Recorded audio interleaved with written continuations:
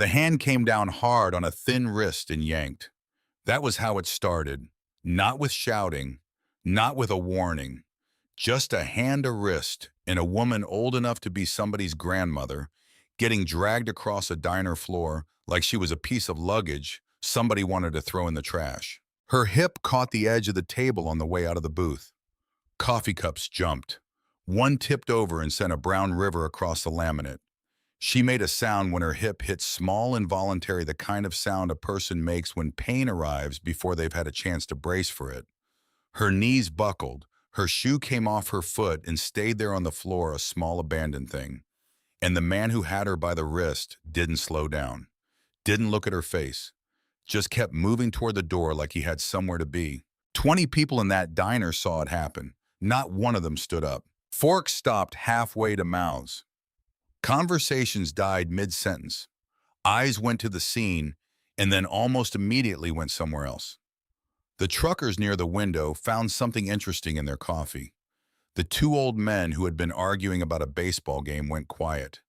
A young woman with a toddler in the booth beside her pulled her child in close and angled her body away like she was trying to make herself and her kid invisible. People have a way of deciding very quickly that something is not their business. That decision usually gets made before the mind has time to argue with it. In the back corner booth, a man looked up from his eggs. His name was Cole Decker. He set down his fork. He picked up his coffee cup, took one slow sip, and set it down beside the plate. Then he slid out of the booth and stood up, and the sound the vinyl made as he rose was the loudest thing in the room. Cole was 52 years old and built the way certain men get built when they've spent 3 decades doing hard things in hard places. Not gym built, work built. Thick through the neck and shoulders, with hands that had too many miles on them to look like anything other than what they were. He wore a leather cut over a dark flannel shirt, the leather worn soft at the collar from years on the road, and across the back of it were the wings and the words that people who'd spent any time in certain circles knew better than to misread. He didn't shout, didn't slam the table, didn't make a production of it. He just stood there and said quietly 2 words, "Let her go." And the whole room went still in a different way. But we're getting ahead of things, because to understand what Cole did, you first have to understand the room. And to understand the room, you have to go back about 40 minutes to when the afternoon was still ordinary. Hatcher's Cross Diner sat at the junction of Route 9 and County Road 7, about 11 miles east of a town called Millhaven in the flat middle of southern Indiana. It was the kind of place that had been there so long it had stopped trying to look like anything other than what it was. Cracked vinyl booths in a faded burgundy. A lunch counter with 8 stools, 2 of them with duct tape over the tears. A coffee maker behind the counter that had been running continuously since approximately the Eisenhower administration. The kind of place where the menu hadn't changed in 20 years because it didn't need to, where the same people came in at the same times and ordered the same things, and where the coffee was bad enough that regulars brought it up with a kind of affectionate pride the way people brag about surviving something. Cole had been coming here for 3 years. He'd found the place by accident, the way you find most things worth keeping. He'd been riding with no particular destination on a gray October afternoon, and the sky had started looking serious about rain, and the diner had been their warm light in the windows, a parking lot big enough for the bike. He'd gone in for coffee and stayed for the eggs. The waitress, a woman named Loretta Kane, who had been working that counter for going on 21 years, had refilled his cup without being asked and hadn't tried to make conversation, and Cole had decided right then that he liked the place. He came once or twice a week now. Always sat in the back corner booth, the one with sight lines to both the front door and the counter. Always ordered black coffee, 2 eggs over easy, and wheat toast. Always paid in cash and left a tip that Loretta appreciated without making a fuss about. He never caused trouble, never lingered past his welcome.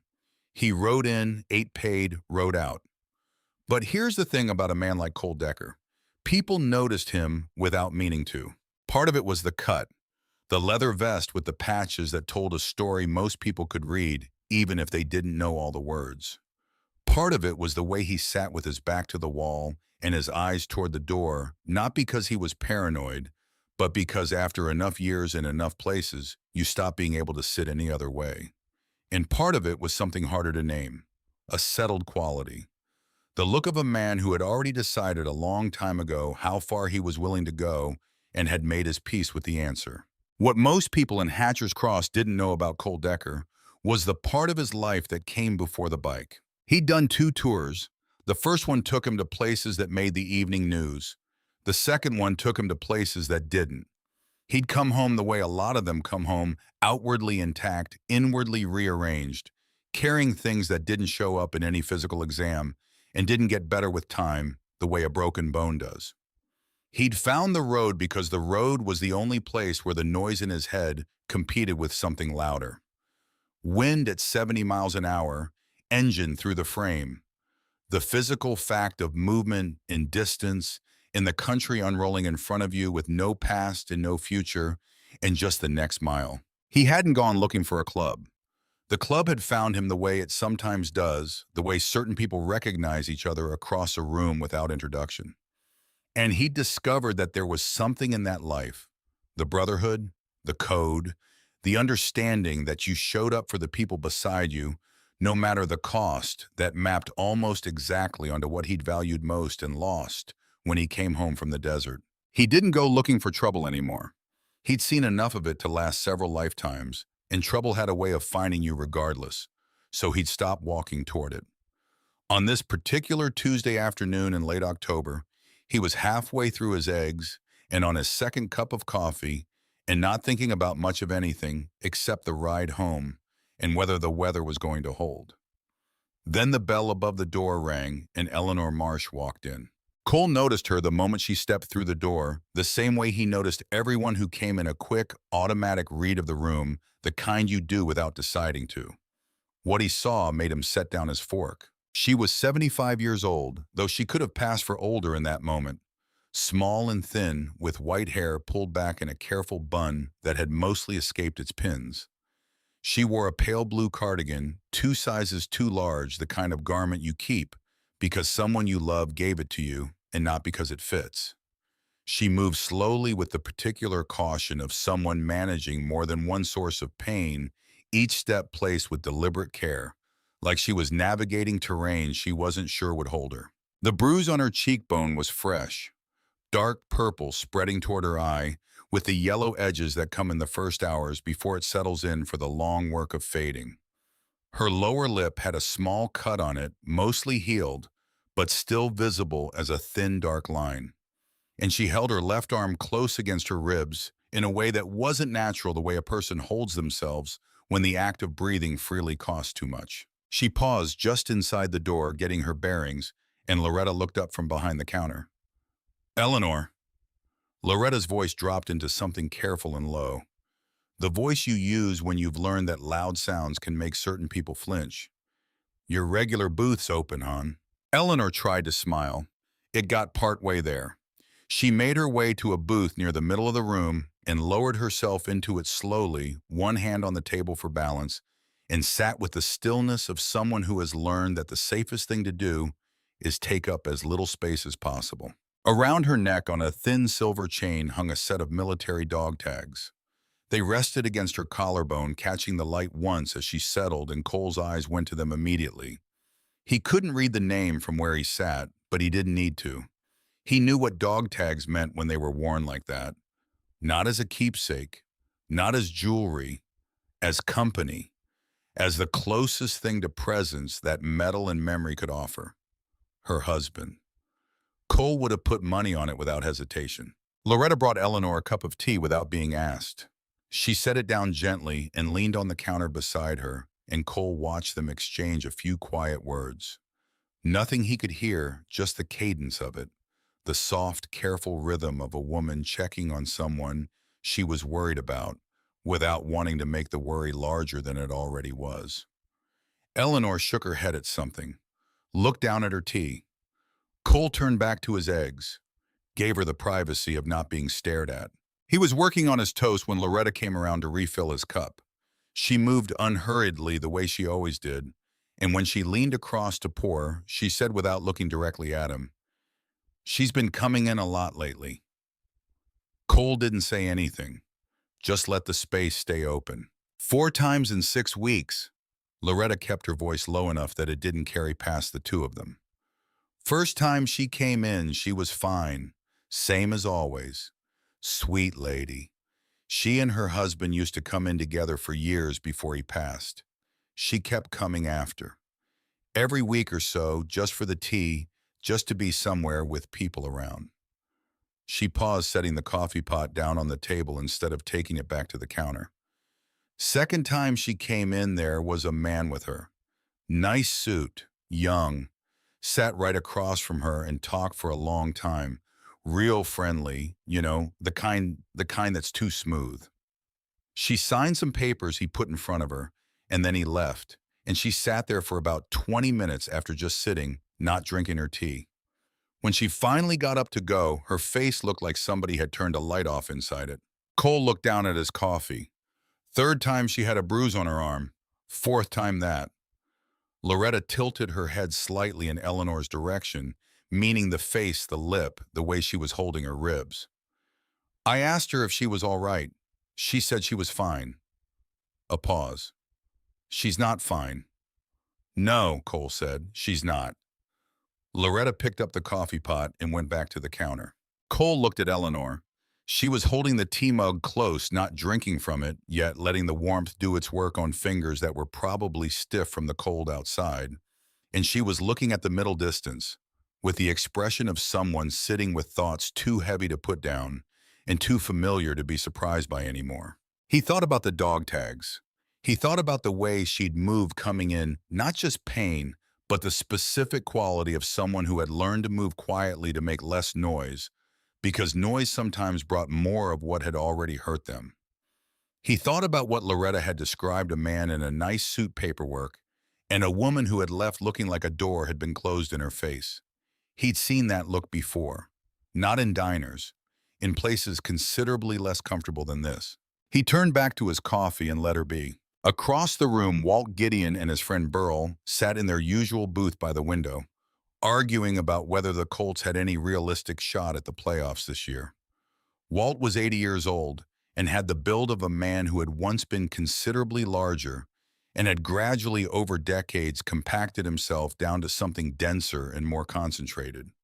He wore a Seed Company cap over white hair and a Carhartt jacket he'd probably owned since Reagan, and he argued about football the way some men argue about theology, with absolute conviction and very little interest in contrary evidence. He was mid-sentence about the offensive line when his eyes drifted across the room and found Eleanor, and specifically found the dog tags at Eleanor's collar.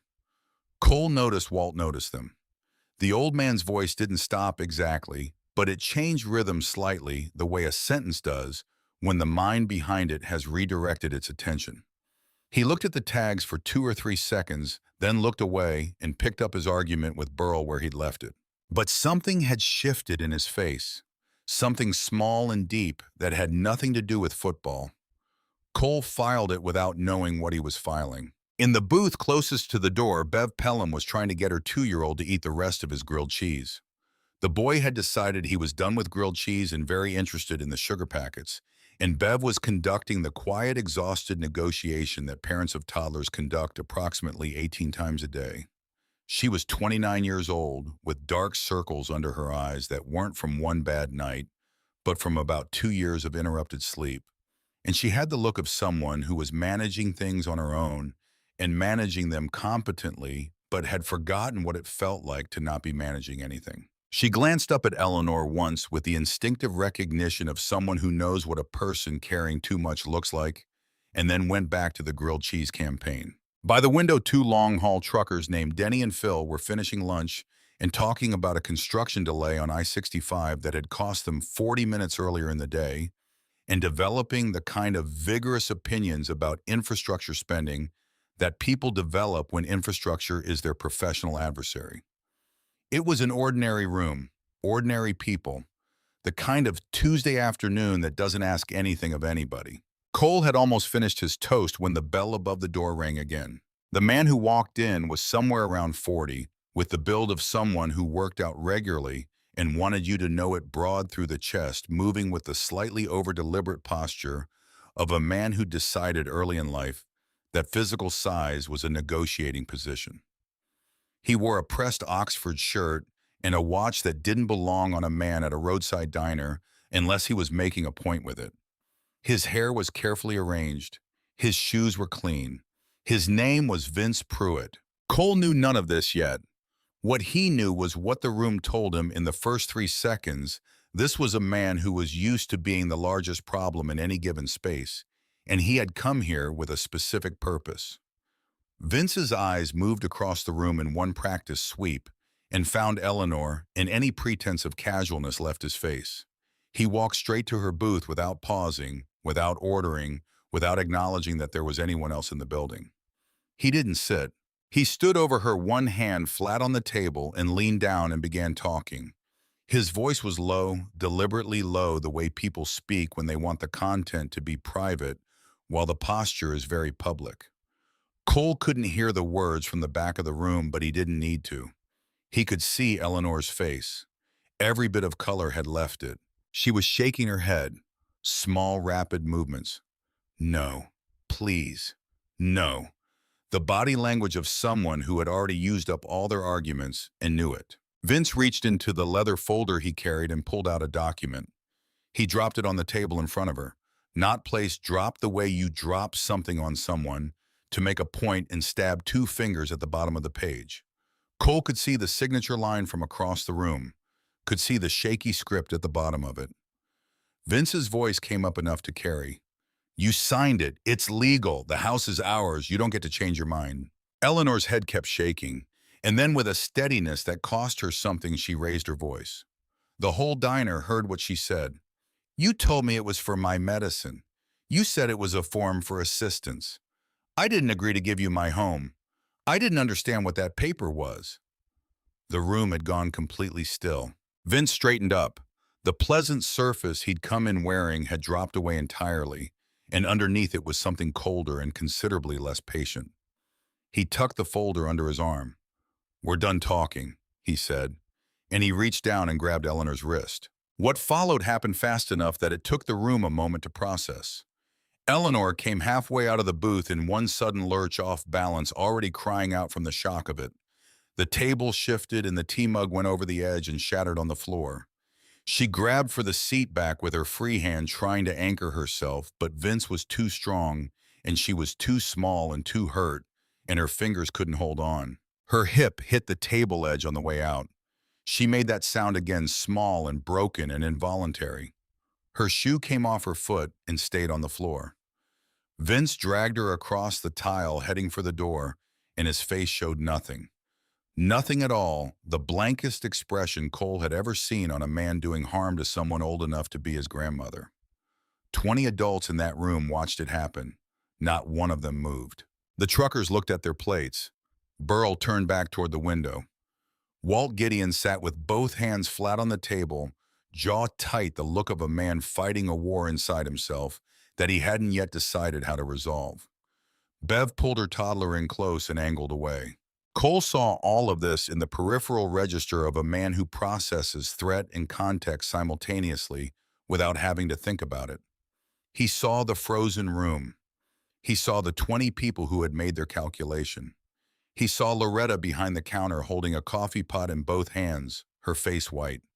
He saw Eleanor's dog tag swinging loose from her collar as she was dragged, catching the light, the name stamped into the metal catching a single glint before the chains swung the other way. Cole slid out of the booth and stood. He didn't shout. He didn't knock anything over. He didn't need to make it dramatic. The sound of 220 pounds rising to its feet in a quiet room was drama enough. Let her go. 2 words. Quiet and flat and carrying the particular weight of a man who doesn't say things twice unless the first time didn't take. Vince stopped. He turned still, holding Eleanor's wrist, and looked Cole up and down. The assessment was quick and practiced. Cole recognized it had performed it himself 1,000 times, the rapid calculation of what a threat actually meant.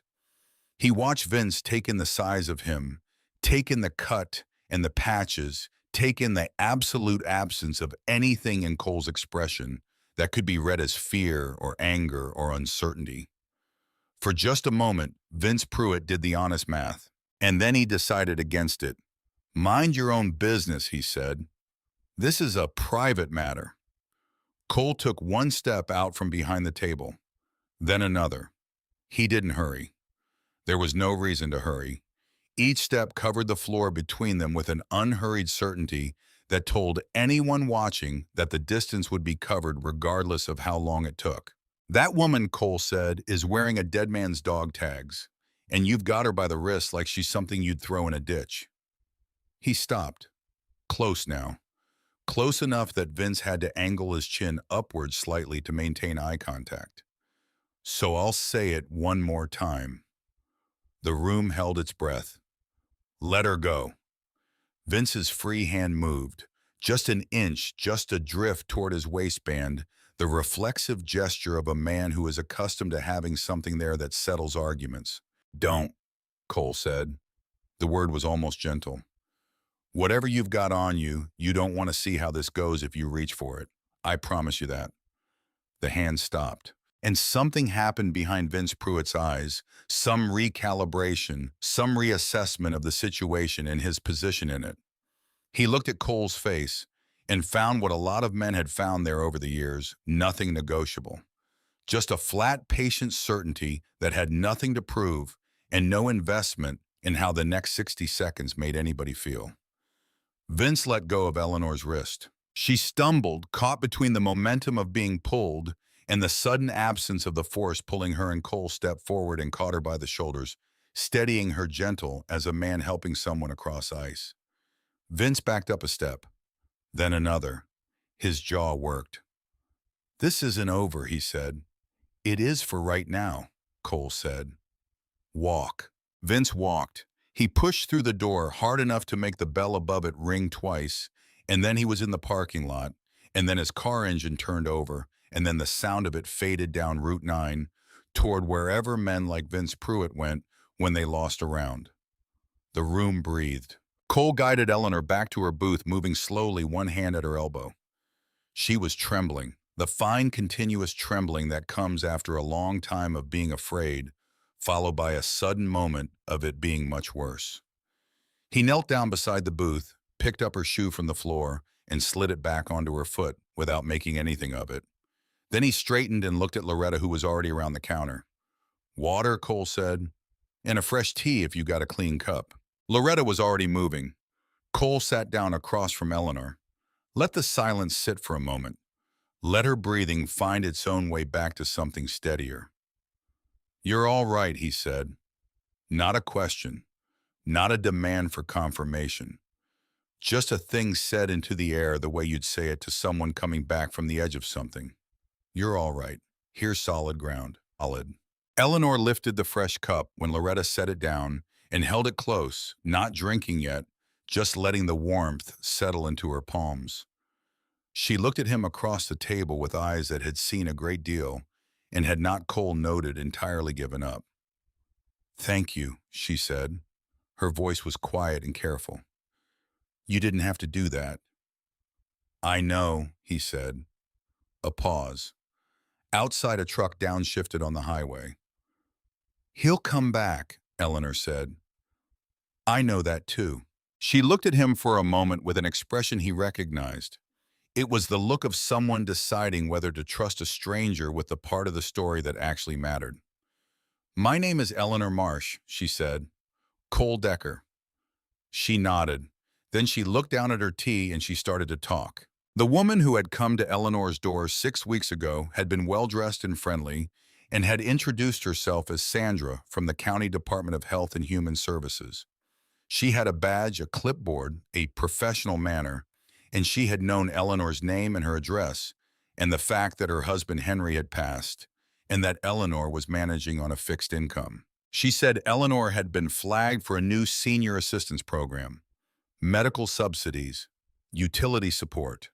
All she needed to do was verify her eligibility by completing some paperwork. Eleanor had offered her coffee. Sandra had sat at the kitchen table and explained each page in general terms. This section is your contact information. This section confirms your household income. This section is the consent for program participation.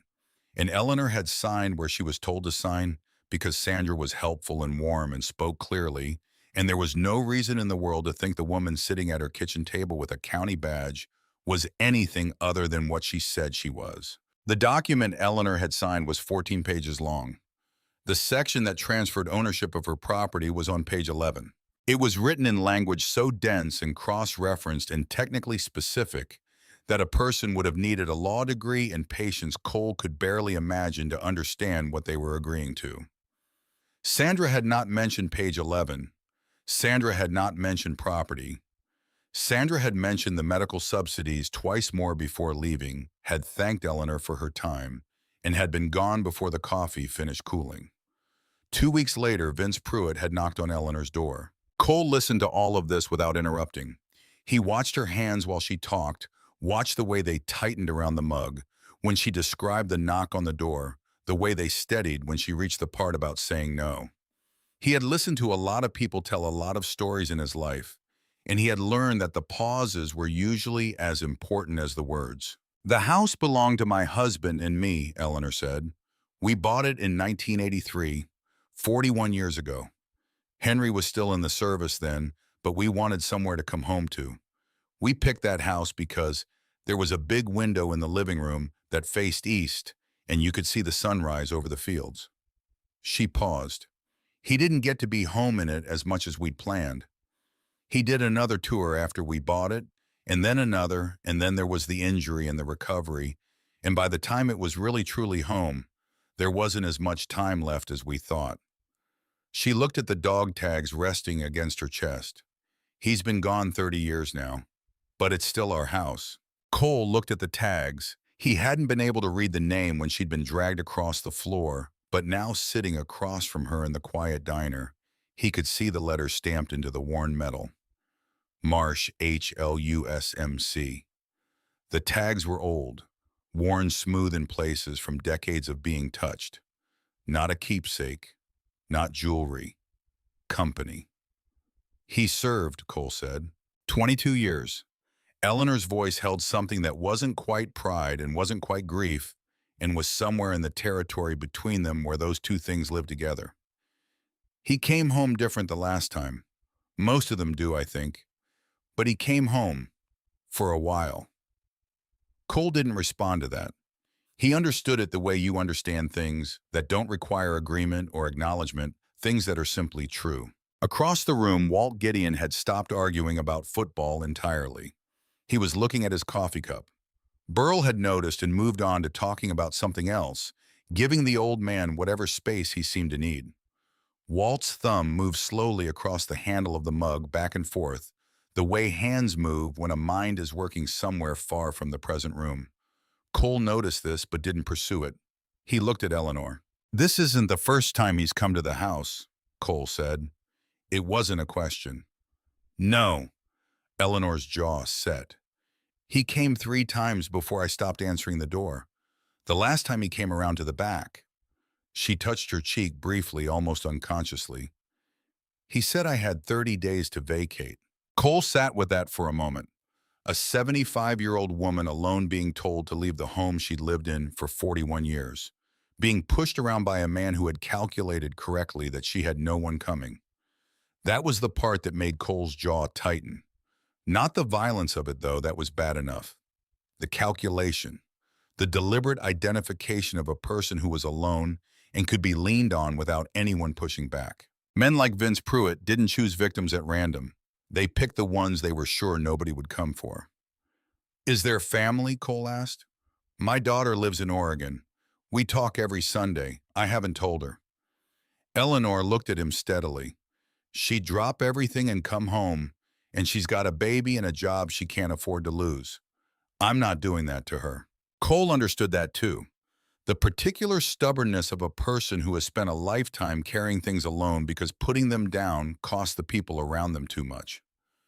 "What did Vince do when you stopped answering the door?" Cole asked. Eleanor set the tea mug down carefully. "He started following me. Not always, but enough that I knew he was there. I started going out less. Then I started coming here." She looked around the diner briefly and something in her face softened. It felt safe. I know that sounds... No, Cole said. It doesn't sound like anything other than what it is. Loretta, passing behind Eleanor's booth on the way to check on the truckers, let her hand drop briefly to the old woman's shoulder. A touch that lasted 2 seconds at most. Eleanor reached up and pressed her fingers over Loretta's for just a moment. Cole watched this, the small, practiced vocabulary of women who look out for each other in a world that often forgets to. He finished his coffee. The afternoon light through the diner windows had gone from gold to the flatter white of late October, and the temperature outside had probably dropped another degree or two since he'd come in. He thought about what Eleanor had told him about the woman named Sandra in the 14 pages in the clause on page 11. He thought about a house with an east-facing window and a man who'd come home different and then hadn't come home at all. He was about to say something, he wasn't sure what, but something, when the bell above the door rang. The room didn't change immediately. Bells rang. People came in. It was a diner. But Cole had his back to the corner and his eyes to the door, and what he saw when he looked up made him put both hands flat on the table. Vince Pruitt was first through the door. He didn't come in the way he'd left, not the quick, angry exit, not the barely controlled retreat. He came in slow and deliberate with his chin up and his shoulders set, and the expression of a man who had gone to the parking lot and made a call and felt the ground come back under his feet. Behind him came 3 other men, big ones. They fanned out slightly as they crossed the threshold, spreading across the entrance in a way that wasn't incidental. It was practiced. It was intentional. It was the specific positioning of men who have done this before and know where to stand to control the exits before anyone thinks to use them. And behind all of them came a 5th man. He was older, 60, maybe 62, silver hair worn short and precise, a gray suit that cost more than most people in Hatcher's Cross spent on clothing in a year. He walked in the unhurried way of a man who has never in his adult life needed to hurry, the kind of calm that isn't peace, but is the absence of any situation he considers out of his control. He crossed the floor and stopped in the center of the room. His eyes moved across every face, taking stock, deliberate and thorough. One of his men, not Vince, one of the 3 who had come in with him, turned to the door without being told. He turned the deadbolt, a small, decisive click. Then he reached for the sign hanging in the window and flipped it from the sunlit yellow of open to the darker side. Closed. The sound of the deadbolt was the same as every other small sound in the room, and the effect of it was like a change in atmospheric pressure, sudden, physical, felt in the chest before the mind caught up with what it meant. The man in the gray suit spread his hands in a gesture of inclusive welcome, like a host acknowledging his guests. "Folks," he said.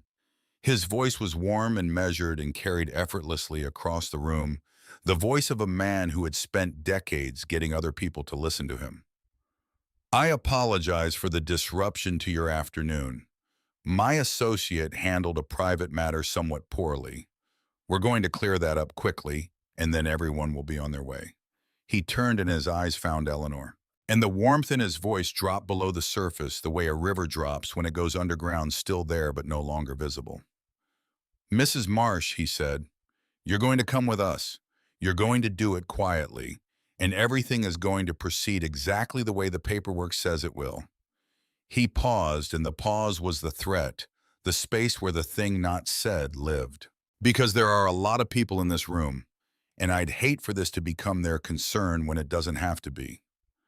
Bev Pelham pressed her toddler against her chest and looked at the back of the diner the way a person looks for a way out. Walt Gideon went completely still. The 2 truckers had both stopped eating. And in the back corner, Cole Decker looked at the man in the gray suit, and then at the 3 men fanned across the room, and then at Vince Pruitt standing off to the side with his arms crossed, and something in his face that was trying to be satisfaction but kept slipping toward relief. And then one of Borden's men pulled back the right side of his jacket slowly, almost gently, the way you present something you want people to take seriously. There was a badge clipped to his belt, a sheriff's deputy badge. The message required no translation. Whatever call you're thinking about making, the voice on the other end is already in this room. Whatever law you're counting on to show up, it just walked through the door. Cole read the room the way he'd read rooms in places considerably more dangerous than this, and he understood what was happening with the clarity of a man who had seen the architecture of this kind of situation before, in different buildings, in different countries, but with the same fundamental logic. This was not about one old woman and one document. This was about a room full of witnesses. He stood up, and Raymond Borden turned to look at him for the first time. The two men regarded each other across the diner for a moment that felt longer than it was. Borden did his own assessment, the same kind Vince had done, though, with considerably more experience behind it. He took in Cole's size, the cut the way Cole stood, not aggressive, not theatrical, just present in the specific way of a man who has decided he is not moving. "And who exactly are you?" Borden asked. His voice was pleasant, the pleasantness of someone who has never needed to stop being pleasant because the world has always eventually arranged itself the way he wanted. "Nobody," Cole said. "Just a man who was eating his eggs." Borden smiled. It was a good smile, practiced and warm, the kind of smile that had probably opened a lot of doors over the years. "Then sit down and finish them. This doesn't involve you." "It involved me the moment you locked the door," Cole said, "because locking the door tells me you're not planning to let anyone walk out of here and talk. So let's stop pretending this is about paperwork." Something moved behind Borden's eyes, a small recalibration. "Mrs. Marsh signed a legal contract," Borden said, spreading his hands. "We have documentation. We have legal counsel. We have relationships with the appropriate authorities." He glanced briefly at the man with the badge. "This is a matter of property law, not whatever you're imagining." "Then you don't need to lock the door," Cole said. Borden looked at him for a moment. Then he reached a different hand into a different pocket and produced something that had nothing to do with paperwork. He set a fold of cash on the nearest table. Thick, secured with a rubber band. The kind of money that represents a very clear message about what a man's silence is worth to someone. "You're a practical man," Borden said.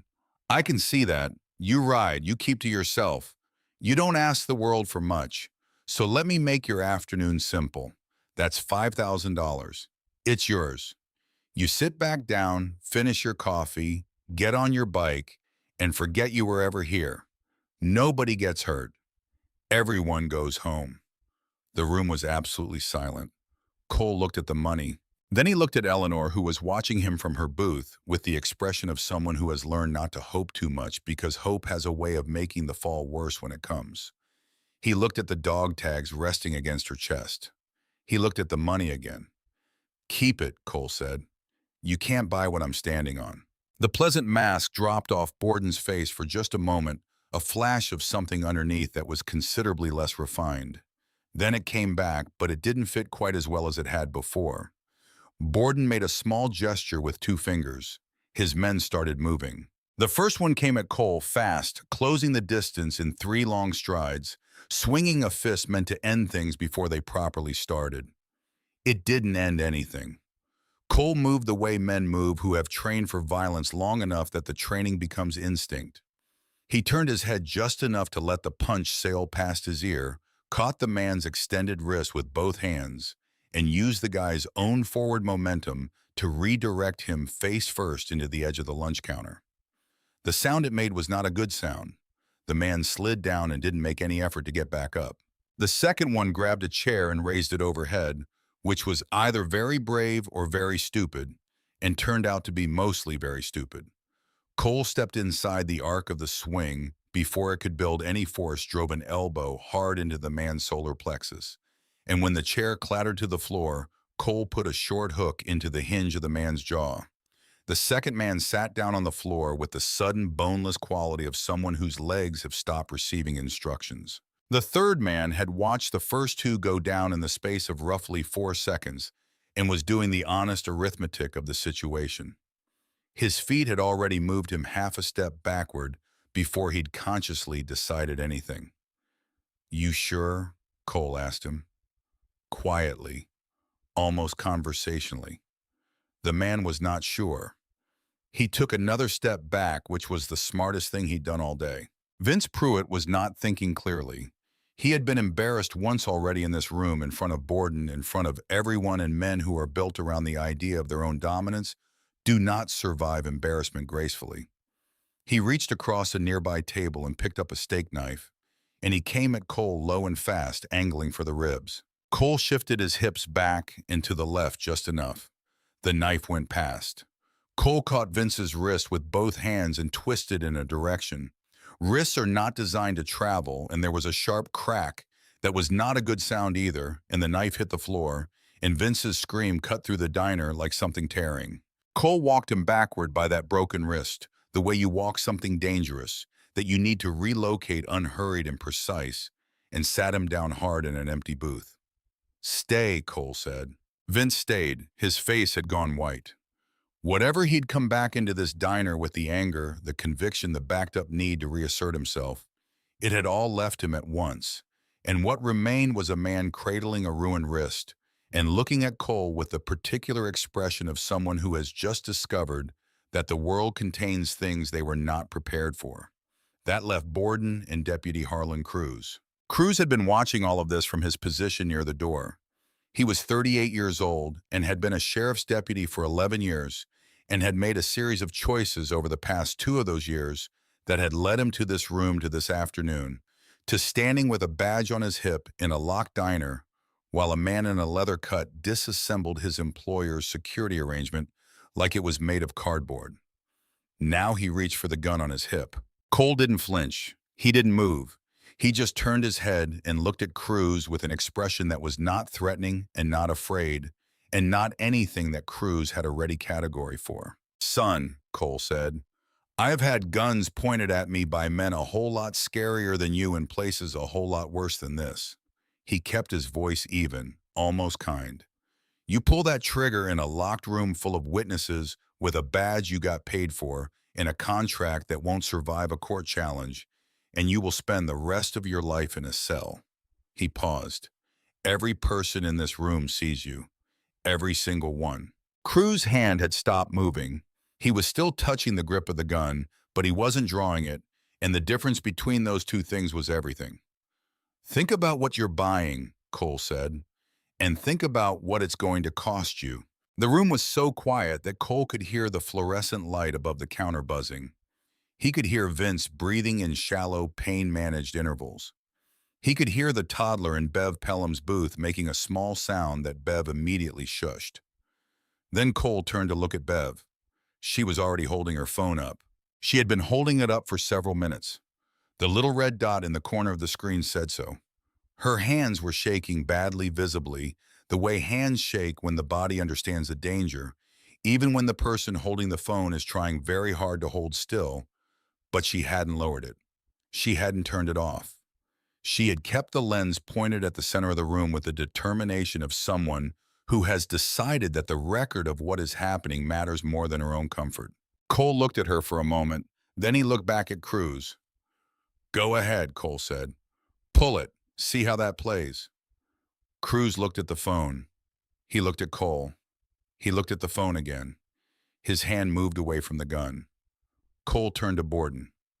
"Now," Cole said, "tell her again about your system, the lawyers, the friends in the sheriff's office, the contract. Say all of it again. I don't think the camera caught the first part." Borden had gone very still. He was staring at Bev's phone with the expression of a man watching a horizon line he had calculated very carefully suddenly shift in a way his calculations had not accounted for. "Your operation," Cole continued, moving to stand between Borden and Bev, "works because it happens in the dark. To people who are alone, people who don't have anyone coming for them, people who are too ashamed or too frightened to make noise." He kept his voice level, factual, the tone of someone stating things that are simply true and that everyone in the room already understands. "It stops working the moment it's not dark anymore." Borden said nothing.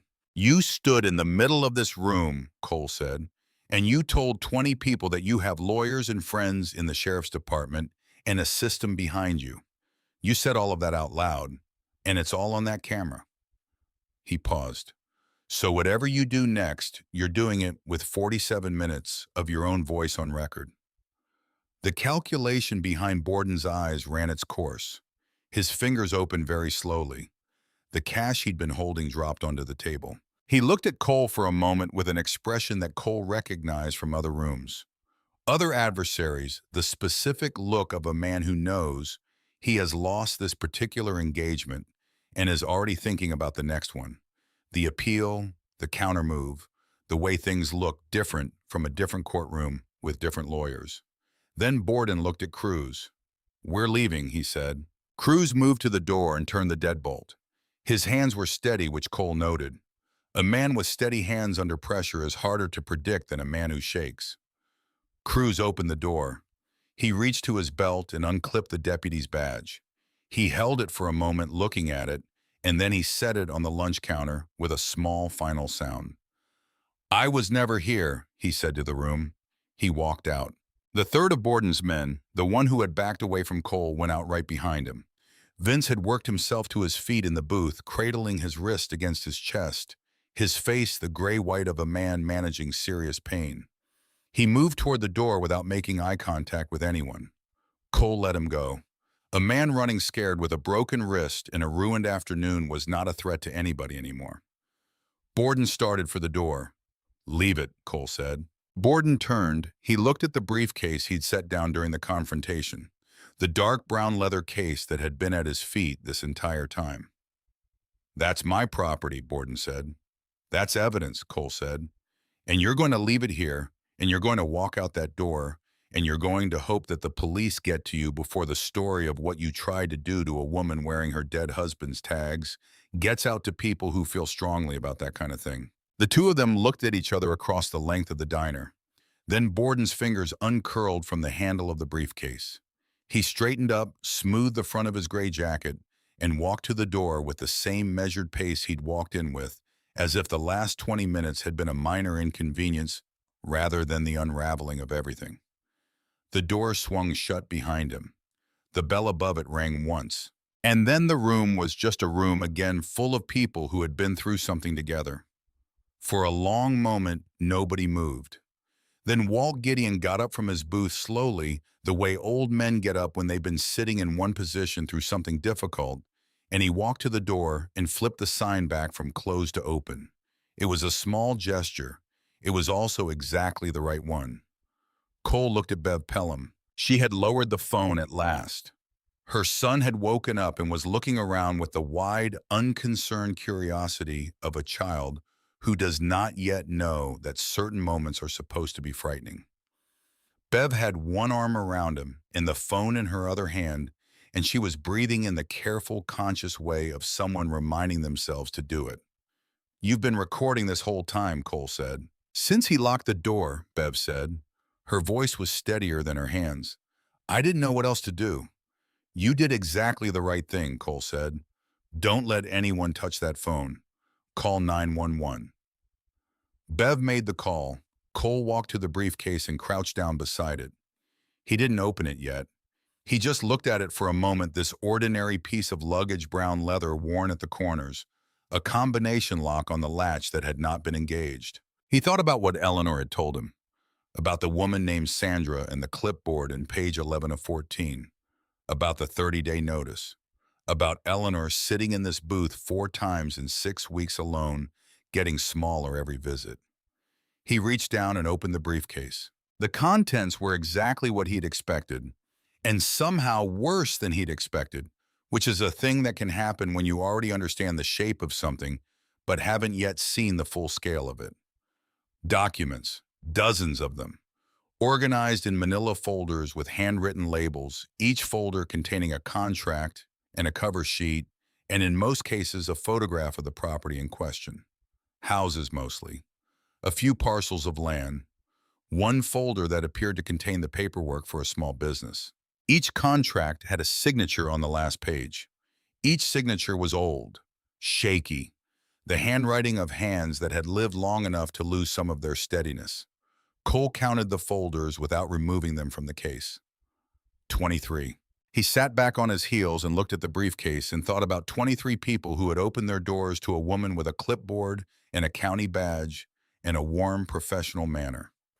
23 people who had been told they had been flagged for assistance, who had sat at their kitchen tables and signed where they were told to sign and offered coffee, and believed that the machinery of care was finally working the way it was supposed to work. 23 people who had later had someone knock on their door and tell them to get out. He closed the briefcase, left it where it was, went back to his booth. Eleanor was watching him from across the room.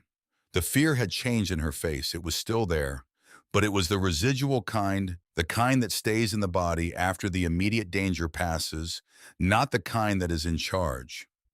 Something else had moved into the foreground, something that sat in her jaw and the set of her shoulders and the steadiness of the way she was looking at him. Cole sat down. "How many?" Eleanor asked. 23 folders in the case, Cole said. "Could be more we don't know about yet." Eleanor looked at the briefcase on the floor near the center of the room. She looked at it the way people look at things that represent a harm too large to take in all at once from a slight distance, taking it in piece by piece. 23 families, she said. Yes. She was quiet for a moment. Then she stood up from her booth. She moved across the room to where the briefcase sat, and she knelt down beside it with the careful deliberateness of someone who knows their body has limits, but is not going to let those limits be the deciding factor. She opened the briefcase. She looked inside. She began to read the names on the folder labels one by one, quietly but aloud. Just the names. Just the names and the street addresses in the steady, measured voice of a woman who understood that these were not documents. They were people, and somebody ought to say their names out loud in a room where people could hear them. Cole listened. Loretta listened from behind the counter, her hands folded on top of it. Denny and Phil listened from their stools. Walt Gideon stood near the window with his hat in his hands and listened. Bev Pelham sat in her booth with her son in her lap and listened. Eleanor read every name, all 23. When she was done, she closed the briefcase and stood up and walked back to her booth and sat down. Her hands were shaking slightly when she picked up her tea. But she picked it up. That was the thing about Eleanor Marsh. She picked it up. The real police arrived 23 minutes after Bev made the call. Cole knew they were real the moment the first cruiser pulled into the lot because it came in without theater. No second vehicle boxing the exit, no men fanning out before the door opened, none of the choreography that Borden's operation had walked in with. Just a single cruiser and then a second one a minute behind it, and two deputies who came through the door the way honest cops come through doors, reading the room before they said anything. The room they walked into was quieter than it had any right to be. Borden was gone. Vince was gone. The third man was gone. Deputy Crew's badge sat on the lunch counter where he'd left it, a small piece of metal that had cost him everything and bought him approximately 4 minutes. The briefcase sat on the floor near the center of the room, exactly where Eleanor had replaced it, containing 23 folders and the full arithmetic of what Borden's operation had taken from people. Cole stood near the back of the room with his arms at his sides. Eleanor sat in her booth. The senior deputy was a woman in her late 40s named Vasquez, with close-cropped dark hair going gray at the temples, and the steady, economical manner of someone who had walked into enough difficult rooms to have stopped being surprised by what people do to each other. She took in the scene without commentary, the overturned chairs, the broken tea mug that Loretta had swept to one side, the badge on the counter, the briefcase on the floor, the woman with the bruised cheek sitting very still in the middle booth. Her partner, a younger man named Garrett, moved to the briefcase without touching it and crouched to look at it. "Whose is that?" Vasquez asked the room. "Man named Raymond Borden," Cole said. "He left it when he left." Vasquez looked at Cole with the rapid professional assessment of someone who has practice reading men who carry things that don't show on the surface. "And you are Cole Decker. I was eating my lunch when this started." She looked at him for another moment, then nodded and moved to Eleanor. What followed was the methodical work of documentation, the kind of work that is unglamorous and slow, and is the actual machinery by which justice either functions or doesn't. Vasquez sat across from Eleanor and asked her questions in a voice calibrated to produce answers rather than retreats, and Eleanor answered them. All of them. with a clarity and steadiness that Cole found himself watching with something close to admiration because he understood what it cost. It is not a small thing to tell the story of how you were deceived. There is shame in it that has no logical basis, but exists anyway. The shame of having trusted and been betrayed, the shame of having signed something you didn't understand. Eleanor felt all of it. Cole could see it in the way she held herself, and she told the story anyway, without softening it or apologizing for it. He had seen people fall apart under considerably less. Cole gave his own statement after Eleanor standing near the counter with Garrett taking notes. He kept it short and factual the way he'd always kept formal accounts short and factual. The shape of events, the sequence, what each person had done.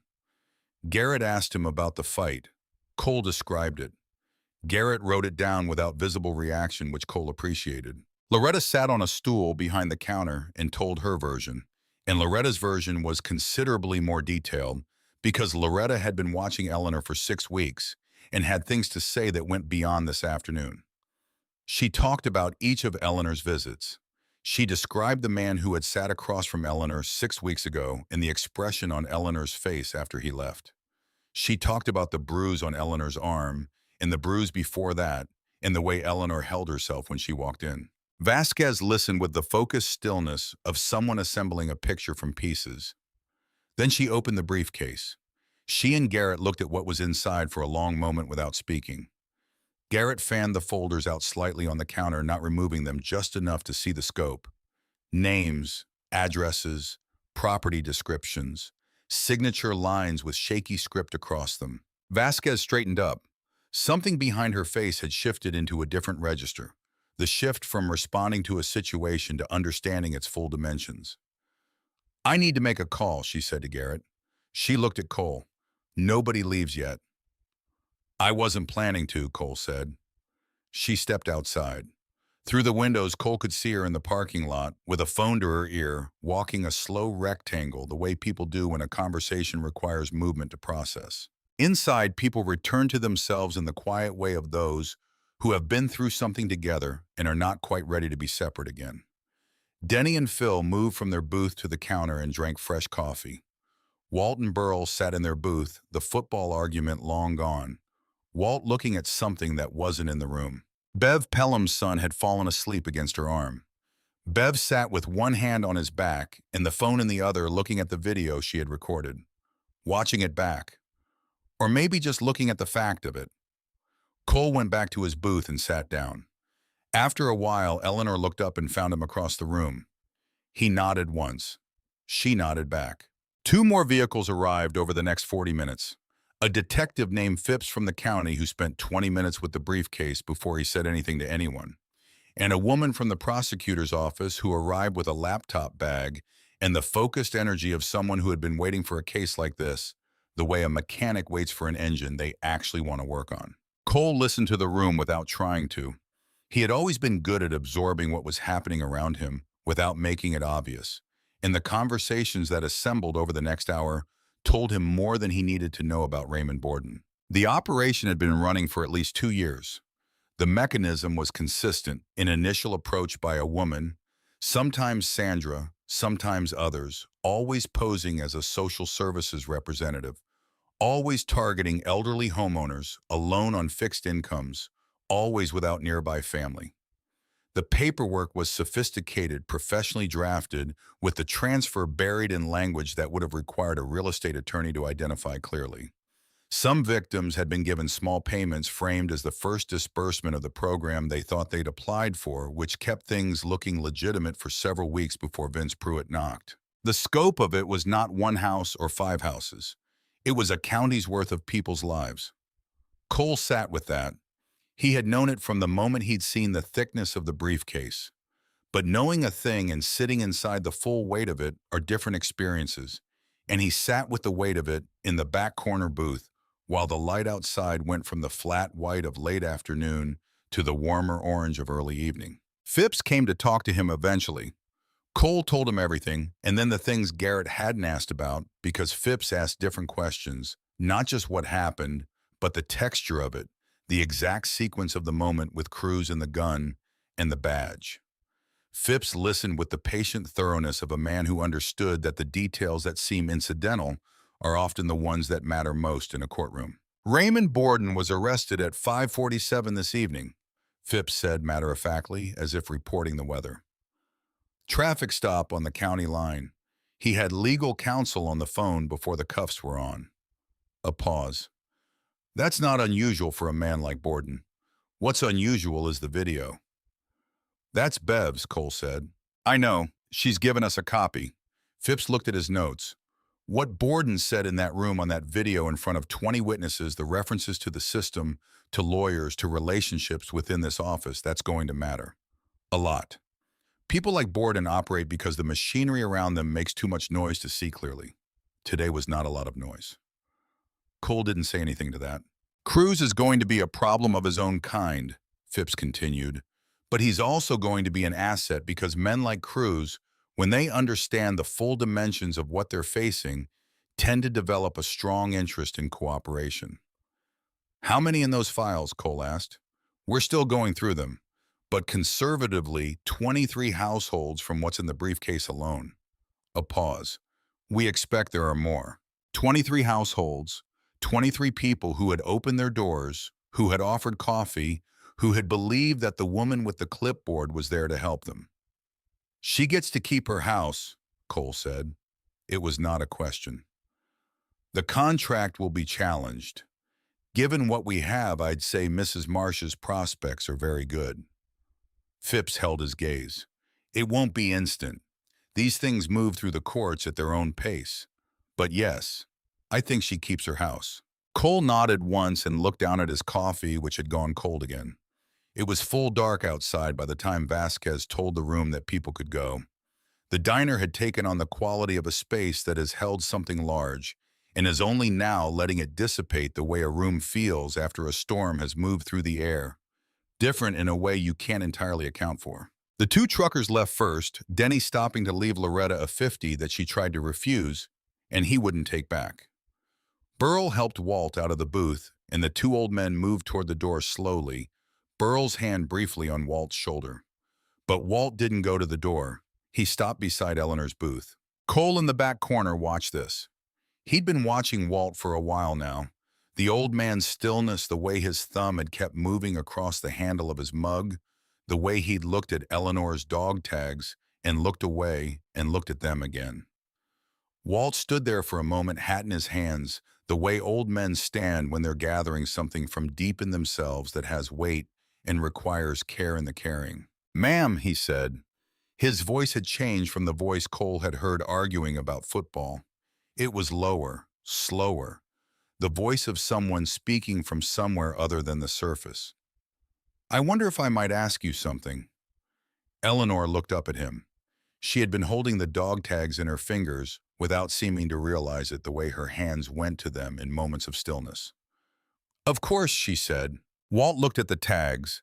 His eyes moved over the names stamped into the metal with the careful attention of a man who wants to be sure before he says what he is about to say. Those tags, he said, the name on them. My husband, Eleanor said, Henry Marsh. He was Marine Corps.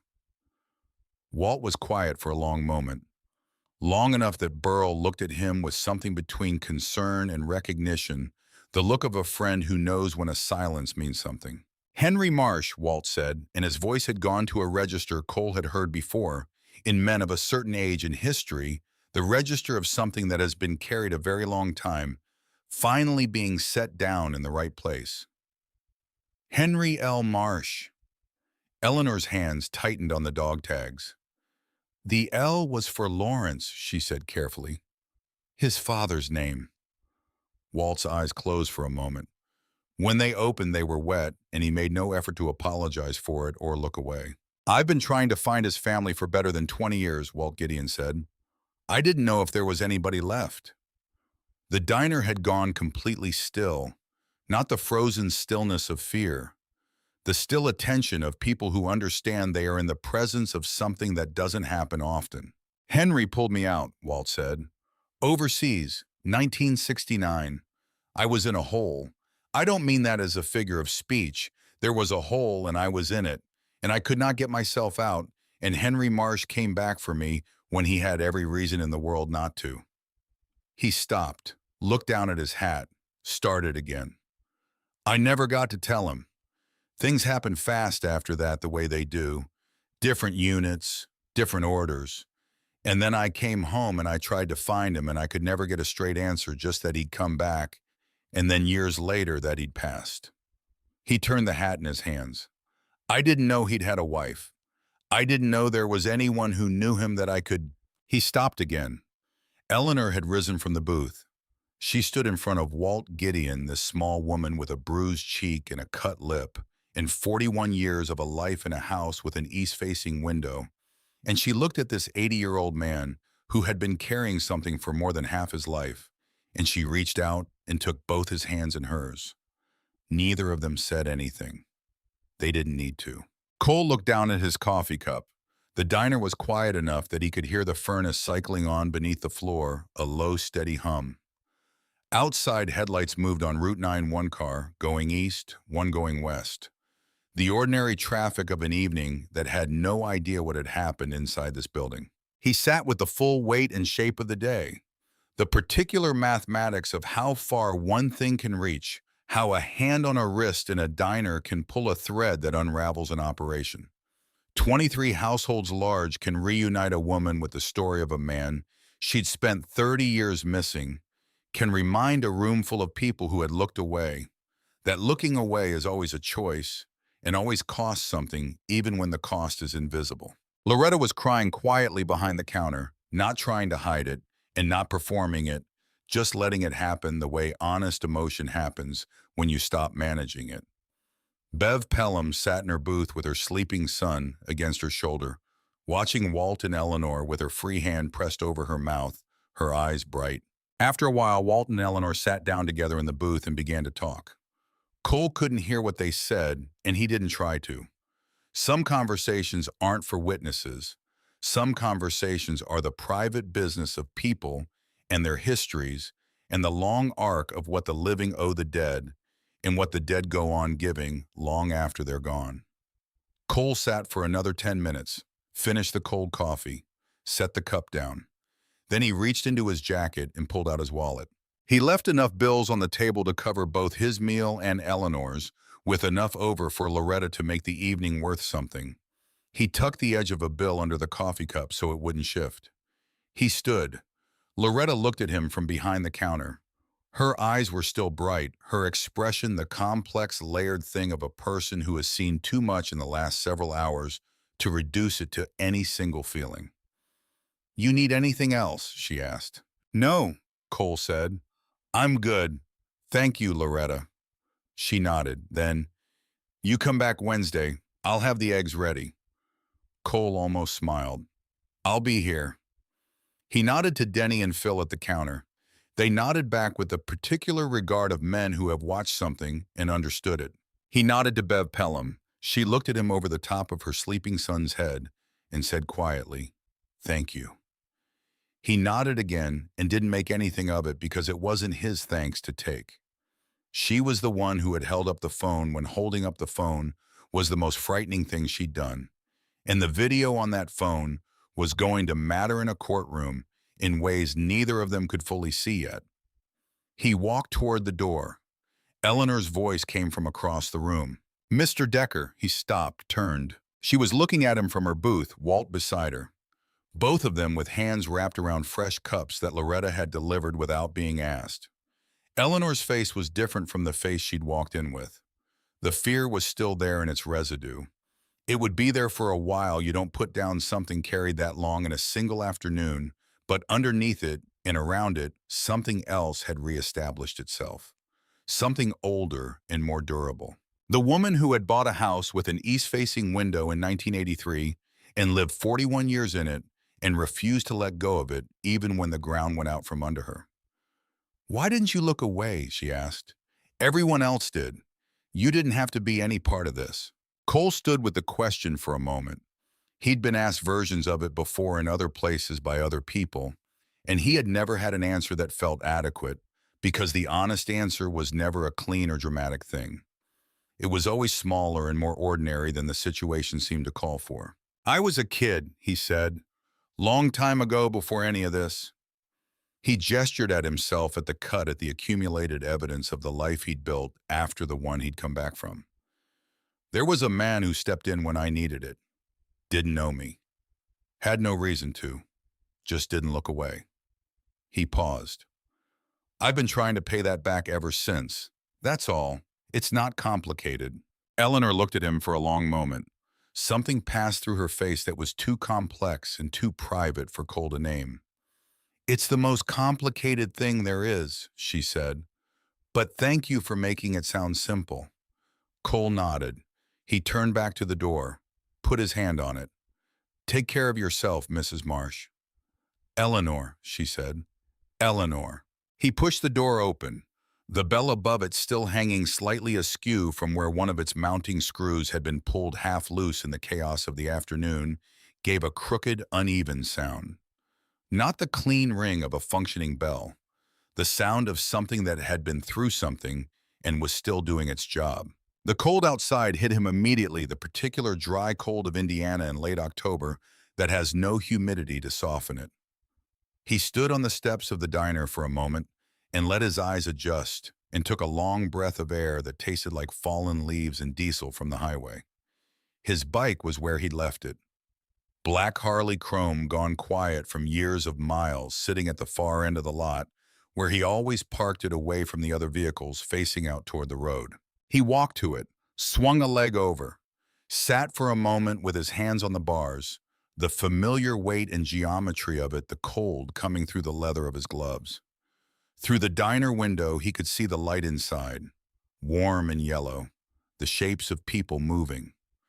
Eleanor and Walt still in their booth, two old people sitting together over coffee, carrying between them, the weight and the grace of a long story, finally finding the rest of the arc it had been missing. Cole brought the engine up.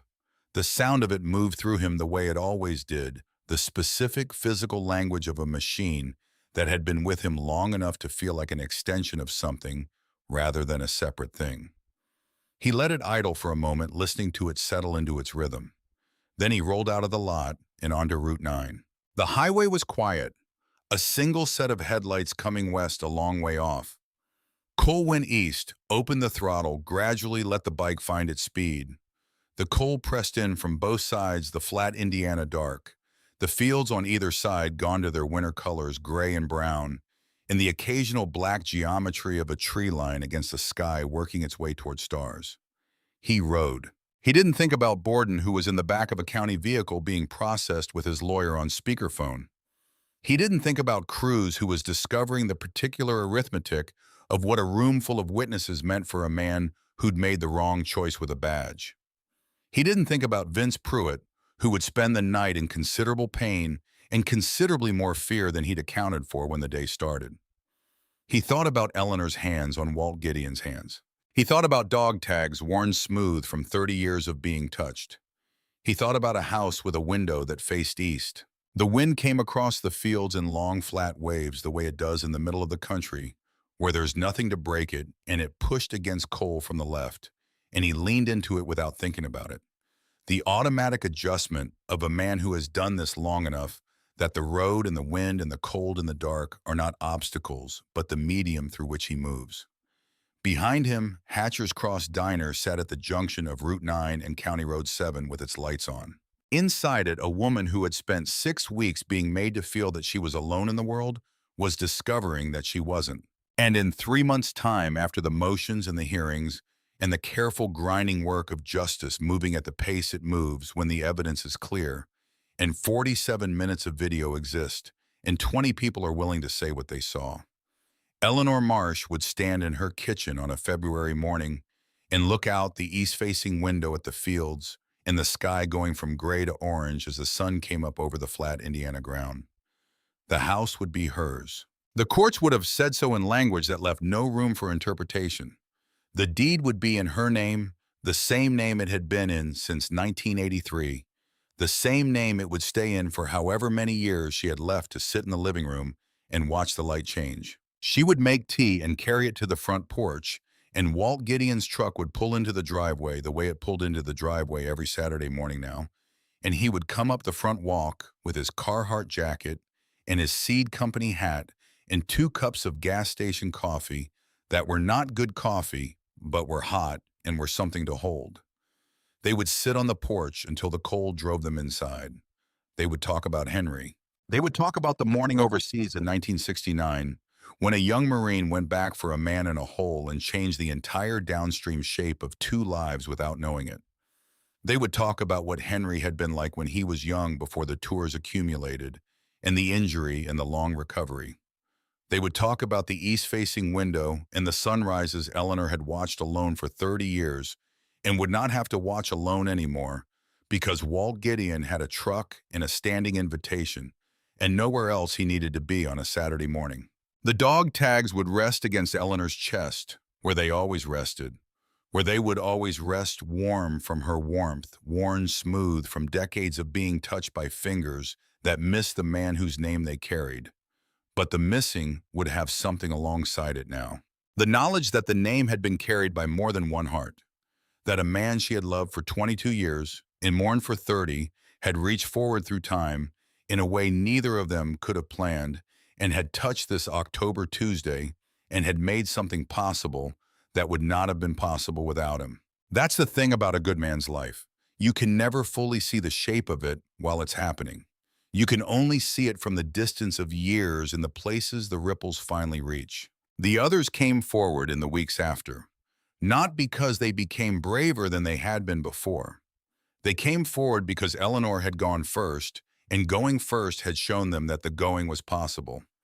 An old man 2 counties over who had lost his farm and thought he had no options learned that the contracts were being challenged.